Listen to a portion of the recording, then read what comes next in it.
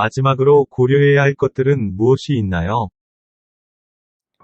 더 많은 고려사항들이 있겠지만 뭐니 해도 가장 중요한 것은 보청기를 착용해서 잘 듣고 주변 사람들과 어울리겠다는 환자 본인의 의지입니다. 제가 외래진료를 할 때 보면 아무리 청력이 나빠도 가족들의 성화로 등 떠밀리다시피 보청기를 하신 분은 결국 성공적으로 보청기 착용을 못하고 불평만 하십니다.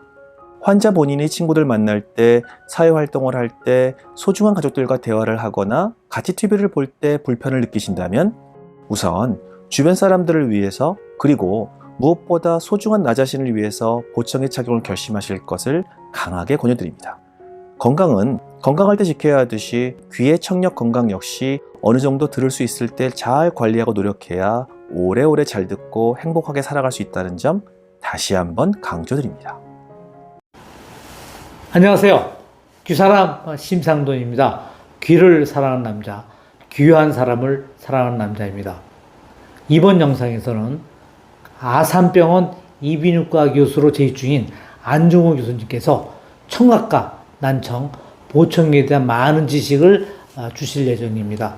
특히 안종호 교수님께서는 이어드림이라는 유튜브 채널로서 많은 구독자를 가지고 계시고요. 특히 청각과 난청, 보청기에 대한 지식이 필요하신 분들은 많은 구독을 하고 있는 걸로 알고 있습니다. 이번 영상에서는 난청과 청각, 보청기에 대한 많은 정보를 여러분들에게 들려 예정이니까 많은 구독을 바라겠습니다. 자, 그럼 안종호 교수님께서 아주 특별한 강의를 시작하겠습니다. 안녕하세요. 서울 아산병원 이비인후과 교수 안중호입니다.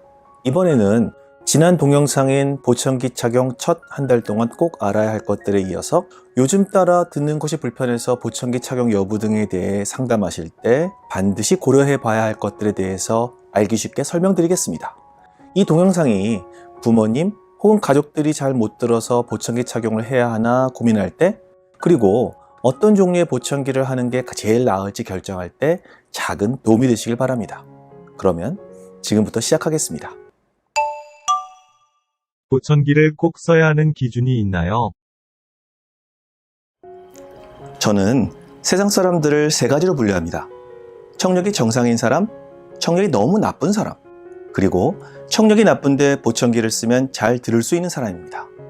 청력이 정상이신 분들은 당연히 아무 치료도 필요 없겠죠. 또 청력이 너무 나쁜 분은 보청기가 아니라 인공호흡 이식술을 받으셔야 합니다. 그래서 오늘 제가 말씀드리고자 하는 대상은 청력이 나쁜데 보청기를 쓰면 잘 들을 수 있는 분들입니다. 수능 청력 검사가 무엇인지 어떻게 읽고 해석하는지에 대해서는 제 이전 동영상을 참조하시면 좋습니다. 미국 국립보건원인 NIH에서 난청의 자가진단표를 제안하였습니다. 다음 항목들 중 3가지 이상에 해당하면 이비인후과 전문의의 검진을 권고합니다. 1번, 낯선 사람을 만날 때 못 알아들어서 당황스럽다. 2번, 가족들과 이야기를 나눌 때 안 들려서 대화에 못 끼는 경우가 있다. 3번, 같이 일하는 동료들, 고객들과 대화를 나눌 때 불편하다. 4번, 청력장애 때문에 괜히 위축되거나 하는 일에 제약이 있다. 5번, 친구들이나 친척 혹은 이웃들을 방문할 때 안 들려서 불편하다. 6번, 극장에서 영화를 볼 때 자막 없이는 불편하다. 7번, 잘못 알아들어서 가족들과 불편을 느끼거나 다툰 적이 있다. 8번, 다른 사람들과 TV 혹은 라디오를 같이 즐길 수 없다. 9번, 청력장애 때문에 개인 혹은 사회적 삶에 제약이 있다. 마지막으로 10번, 가족이나 친구들과 레스토랑에 있을 때 대화를 나누기 힘들다. 여러분은 이 중 몇 개에 해당하시나요? 만약 부모님이나 배우자가 해당되는 것 같으면 청력검사와 진료를 위해서 가까운 이비인후과를 방문하시기 바랍니다. 잘못 듣는 분은 특히 호프집 같은 시끌벅적한 장소에서 대화가 힘들죠. 그래서 못 알아들어도 알아들은 척 웃고 계셨던 경험이 있을 것입니다. 그리고 언제부터인가 우리 영화가 알아듣기 불편해서 자막이 있는 영화를 골라서 보실 수도 있고, 부부 사이에서도 TV 시청이 불편해서 각자 따로 한 분은 TV를, 한 분은 넷플릭스나 제 유튜브를 보실지도 모르겠네요. 어쨌거나 청력이 나쁜 분은 특히 밖에서 일을 하실 때 혹시나 실수할까봐 걱정되시고 친구들도 괜히 만나기 귀찮아지고 결국에는 다른 사람들과 떨어져 지내면서 우울증이나 특히 어르신들은 치매의 위험성이 높아집니다. 그래서 사랑하는 가족이나 부모님이 난청이 있다고 걱정되면 적극적으로 청력 검사를 받아보실 것을 다시 한번 강조드립니다. 잘 안 들릴 때 보청기 말고 다른 치료가 있나요? 안 들린다고 무조건 보청기를 착용하는 것은 아닙니다. 제가 항상 강조하는 것은 뭐니 해도 내 귀로 자연스럽게 소리를 듣는 것이 가장 좋고요. 잘 안 들리는 경우 우선 고막 내시경 검사 및 진료를 위해 여러분 댁 근처의 이비인후과를 방문하시기 바랍니다. 지금부터 고막 내시경 사진을 가지고 간단히 말씀드리겠습니다. 먼저 정상 고막입니다.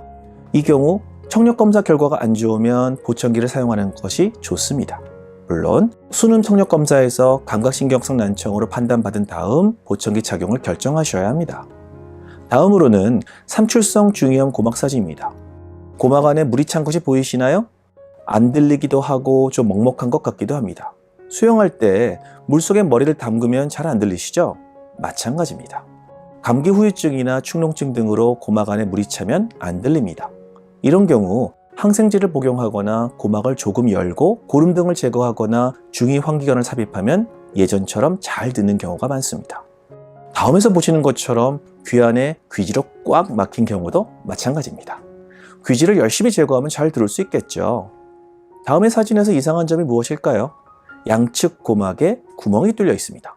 만성중이염처럼 고막에 구멍이 뚫려 있거나 고막이 거의 없는 경우, 혹은 염증으로 인해 고막과 달팽이관을 연결하는 듣는 뼈인 이소골에 문제가 있는 경우 달팽이관이나 청신경이 비록 정상이라도 잘 못 들을 수 있습니다.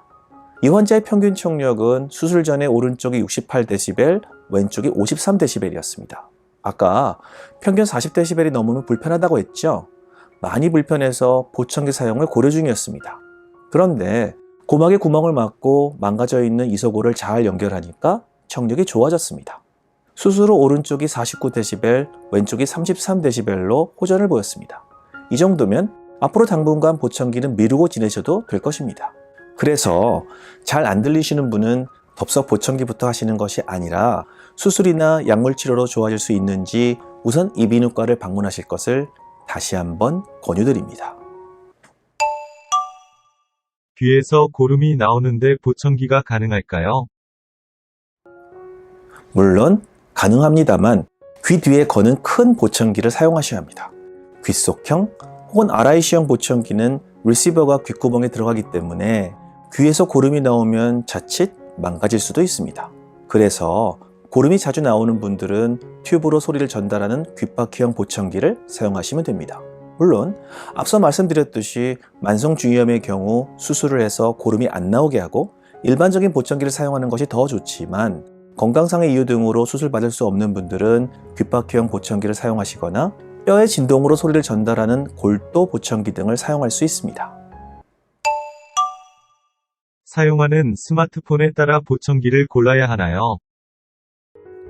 가장 이상적인 경우는 스마트폰으로 전화가 걸려왔을 때 귀에 안 대고 바로 보청기로 보내주어서 주변에 잡음 방해 없이 잘 듣는 경우겠지요. 현재는 아쉽지만 포낙 보청기와 일부 리사운드 보청기만이 우리나라 분들이 많이 사용하는 삼성이나 LG 스마트폰을 지원하고 대부분의 보청기들은 애플사의 아이폰에서만 블루투스 스트리밍이 됩니다. 앞으로 좀 더 많은 보청기 회사들이 이런 편리한 기능을 지원했으면 좋겠습니다. 그렇지만 보청기 프로그램을 바꾼다든지 약간의 볼륨 조정, 피팅 등의 기능은 어느 종류의 스마트폰을 가리지 않고 가능하니까 걱정하지 않으셔도 됩니다. 앞으로 스마트폰 성능이 좋아질수록 연결된 보청기의 기능 역시 훨씬 더 좋아질 것으로 기대하고 있습니다. 보청기 값이 너무 비싼데 싼 것도 괜찮을까요? 굉장히 중요한 질문입니다. 보청기는 청각장애 진단서를 가지고 있는 경우 일부 지원금을 받을 수 있지만 여전히 매우 비싼 전자기기입니다. 2020년 7월 1일부터 변경된 청각장애 급여 보청기 지급 기준에 대한 제 이전 동영상을 참조하시면 좋을 것 같습니다. 우선 내가 어느 정도 못 듣는지에 대한 평가와 더불어 이비인후과 의사, 전문 청각사 선생님들과 충분한 상담을 하신 다음 결정하는 것이 좋습니다. 예를 들어 차로 20-30분 걸리는 시내길로 출퇴근할 때는 소형차를 타고 가던 SUV를 타고 가던 별 차이가 없습니다. 그런데 험한 비포장 도로를 달려야 할 때는 아무래도 SUV가 더 유리하겠죠. 보청기를 평가할 때 우선 채널 숫자를 먼저 보시는 것이 좋습니다. 채널이란 주파수별로 보청기 소리 크기를 조절하는 일종의 앰프 장치인데 채널 숫자가 많을수록 보청기별로 세세하게 소리 조절이 가능합니다.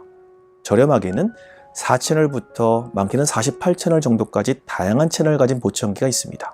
당연히 채널 수가 많을수록 가격이 비싸지겠죠. 그런데 내 청력이 보시는 것처럼 낮은 주파수, 중간 주파수, 높은 주파수 모두에서 일정하게 들린다면 굳이 48채널씩이나 자세하게 조절할 필요가 없습니다. 이런 경우에는 저렴한 모델을 사도 좋고요. 반면에 보여드린 청력도처럼 처음은 어느 정도 정상이다가 중간으로 가면 나빠지고 다시 좋아지다가 결국 나빠지는 등의 복잡한 청력인 경우에는 아무래도 채널이 많아서 좀 더 주파수별로 세세하게 조절할 수 있는 보청기가 도움이 될 것입니다. 계속해서 자동차에 비유해서 말씀드리겠습니다. 요즘 비싼 차일수록 의자 시트에서 여름에는 시원한 바람이 나오고 겨울에는 따뜻하게 데워주죠. 또 고속도로에서는 편하게 운전할 수 있도록 자동 항법 기능도 있고 사륜 구동형으로 회전할 때 안정적으로 차를 유지해줍니다. 보청기도 마찬가지입니다. 가격이 비싼 보청기일수록 더 좋은 소음 억제 기능이 들어있고 좀 더 소리를 선명하게 만들어주고 심지어 소리나는 방향에 맞추어 보청기의 마이크 방향을 자동으로 변화시키는 보청기도 있습니다. 그런데 보청기의 모든 기능이 나에게 전부 필요한 것은 아닙니다. 결론적으로 말씀드리면 먼저 내가 보청기를 주로 사용할 장소와 목적을 잘 생각하시고 결정하셔야 됩니다. 주로 조용한 집안에서 TV 시청이나 가족, 친구들과 대화하실 목적이신 분이 엄청 복잡하고 고가의 보청기를 일부러 구입하실 필요가 절대로 없습니다.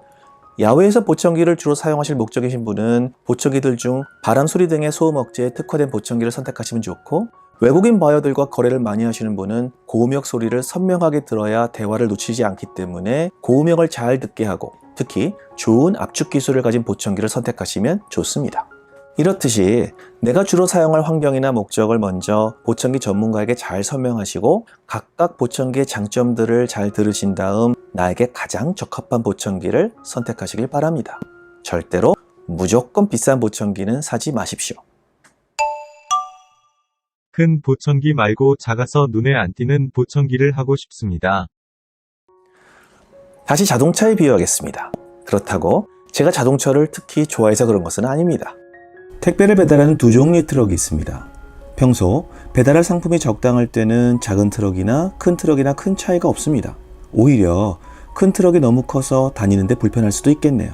그런데 명절이 되어서 배송할 상품이 늘어나면 아무래도 작은 트럭으로는 버겁겠죠. 그때는 큰 트럭을 이용해야 상품 배송 약속을 지킬 수 있을 것입니다. 보청기의 크기는 결국 자동차의 엔진 크기와 같다고 생각하시면 알기 쉽습니다. 귓구멍에 쏙 들어가는 작은 보청기는 상대적으로 작은 소리 출력을, 귓바퀴에 걸어서 보기 싫은 큰 보청기는 상대적으로 큰 소리 출력을 가지고 있습니다. 이비인후과 의사나 전문 청각사는 여러분의 청력 검사 결과를 바탕으로 어느 정도 여유가 있는 보청기를 권유합니다. 청력은 항상 변하죠. 그래서 지금은 내 귀에 딱 맞는 보청기지만 노화 등이 진행해서 청력이 더 떨어지면 더 이상 사용할 수 없게 되는 경우도 있습니다. 그렇기 때문에 상담 후 어느 정도 소리 출력에 여유가 있는 보청기를 선택하실 것을 권유드립니다. 이명이 시끄러운데 보청기를 해도 괜찮을까요?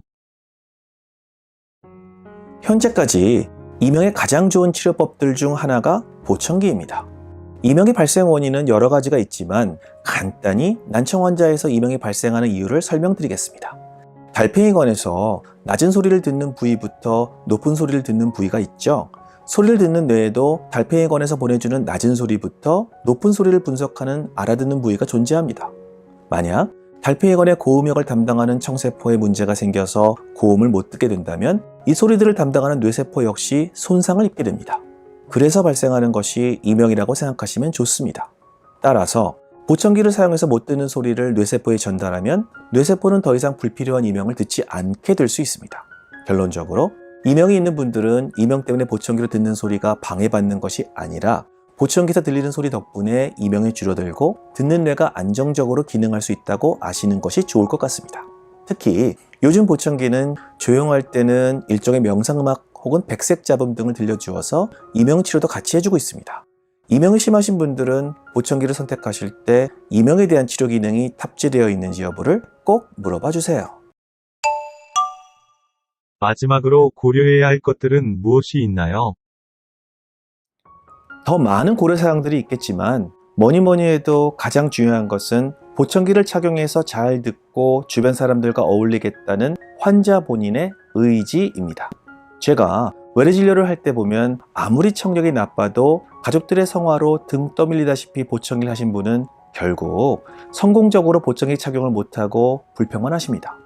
환자 본인이 친구들 만날 때, 사회활동을 할 때, 소중한 가족들과 대화를 하거나 같이 TV를 볼 때 불편을 느끼신다면 우선 주변 사람들을 위해서 그리고 무엇보다 소중한 나 자신을 위해서 보청기 착용을 결심하실 것을 강하게 권유드립니다. 건강은 건강할 때 지켜야 하듯이 귀의 청력 건강 역시 어느 정도 들을 수 있을 때 잘 관리하고 노력해야 오래오래 잘 듣고 행복하게 살아갈 수 있다는 점 다시 한번 강조드립니다. 이상으로 보청기 착용을 고민하고 선택할 때 생각해야 할 점에 대해서 말씀드렸습니다. 감사합니다. 건강하고 즐거운 하루 되세요.